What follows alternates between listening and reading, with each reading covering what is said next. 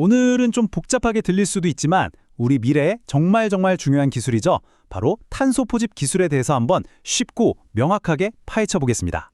이야기를 시작하기 전에 우리가 왜 이 기술에 주목해야 하는지 그 근본적인 문제부터 한번 짚고 넘어가야겠죠. 지금 보시는 것처럼 계속 늘어나는 이산화탄소가 글쎄요, 우리 지구의 기후 균형을 정말 심각하게 위협하고 있거든요.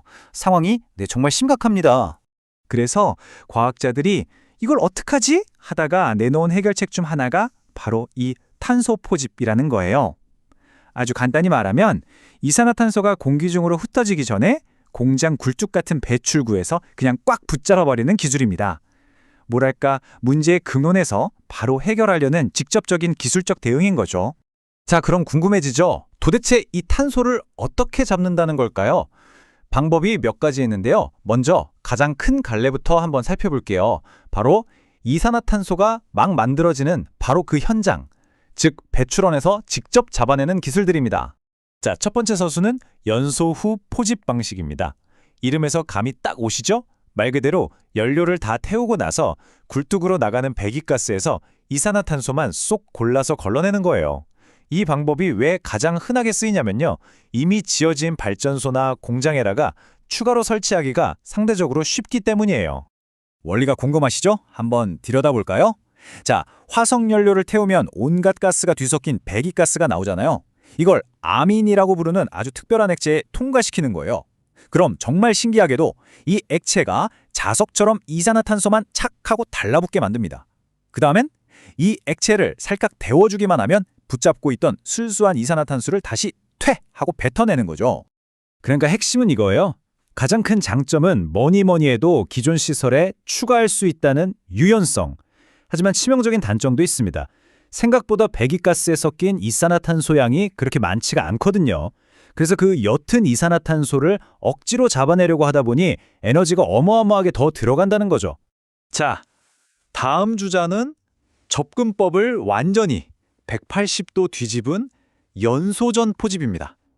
이건 뭐랄까, 뒤늦게 수습하는 게 아니라 아예 사고를 치기 전에 원인을 제거하는 방식이에요. 연료를 태우기도 전에 탄소부터 싹 골라내버리는 거죠. 아주 선제적인 방법이죠. 과정은 조금 더 복잡하긴 해요. 먼저 석탄 같은 연료를 그냥 태우는 게 아니라 고온 고압으로 찌는 거예요. 그러면 수소랑 일산화탄소가 섞인 가스가 되거든요. 여기에 스팀을 쐬어주면 일산화탄소가 이산화탄소로 싹 바뀝니다. 근데 여기서 중요한 건 이때 이산화탄소가 엄청나게 고농축, 고압 상태라는 거예요. 그래서 아주 쉽게 분리해낼 수 있죠. 그럼 남는 건 뭐냐? 바로 깨끗한 수소.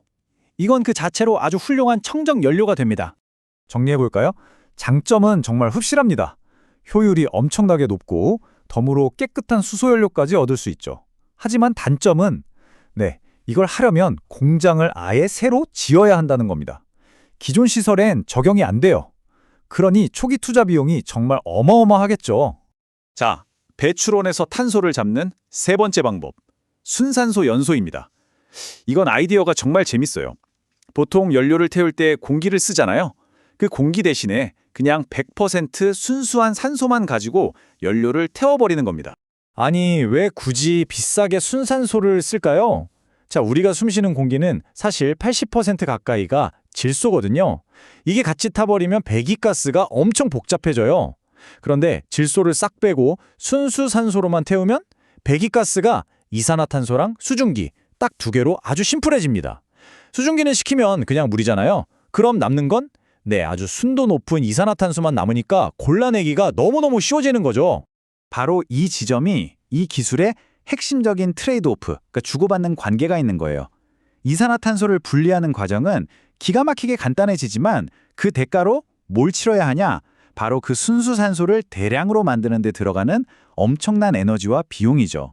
자, 지금까지는 앞으로 나올 이산화탄소를 굴뚝에서 막는 얘기를 했어요. 그쵸? 그런데 여기서 아주 근본적인 질문이 하나 생깁니다.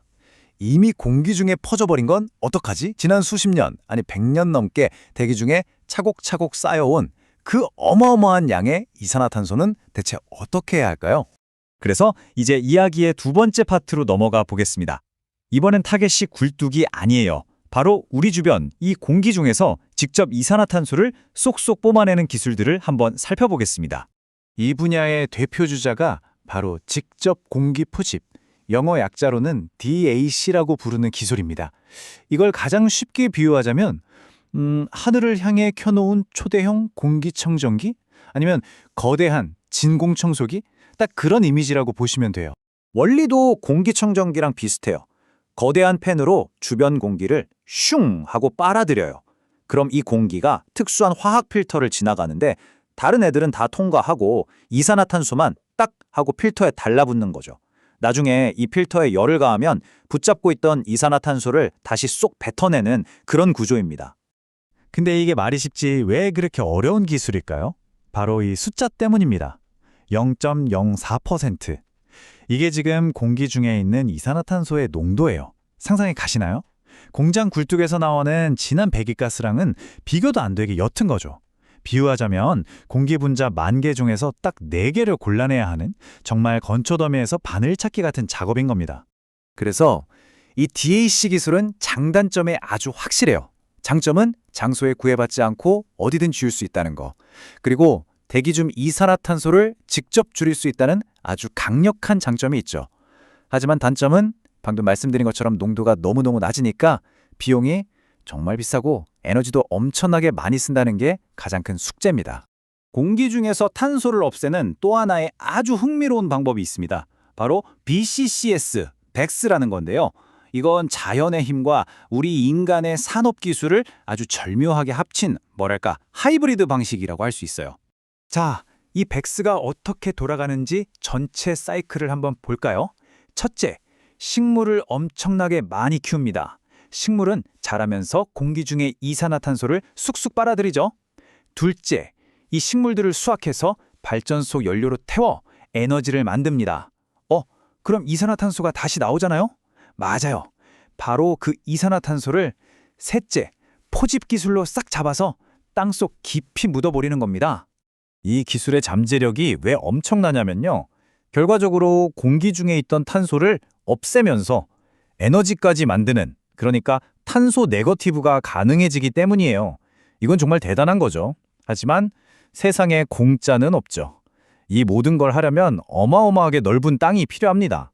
이게 우리가 먹을 식량을 키울 땅과 경쟁하게 되거나 소중한 자연 생태계를 파괴할 수 있다는 아주 심각한 우려가 계속 나오고 있습니다. 자, 지금까지 정말 여러 가지 방법으로 이산화탄소를 힘들게 붙잡아 왔습니다.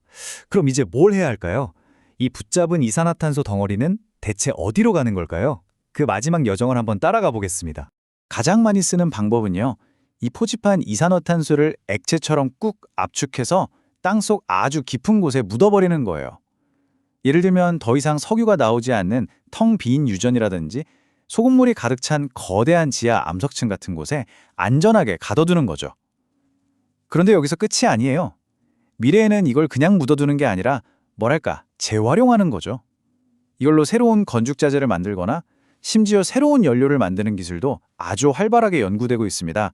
자, 오늘 탄소 포집 기술의 여러 얼굴들을 살펴봤는데요. 이 기술이 기후위기를 해결하는 데 아주 중요한 열쇠 중 하나라는 건 분명해 보입니다. 하지만 마지막으로 여러분께 이 질문을 던지면서 마무리하고 싶습니다. 과연 이 탄소 포집 기술은 우리를 구해줄 구원자일까요? 아니면 어차피 기술이 해결해주겠지라는 생각에 빠져서 정작 더 중요한 에너지 절약이나 배출량 감축 노력을 소홀히 하게 만드는 위험한 핑곗거리가 될 수도 있을까요? 이 질문에 대한 답은 아마 우리 모두가 함께 찾아가야 할 숙제일 겁니다.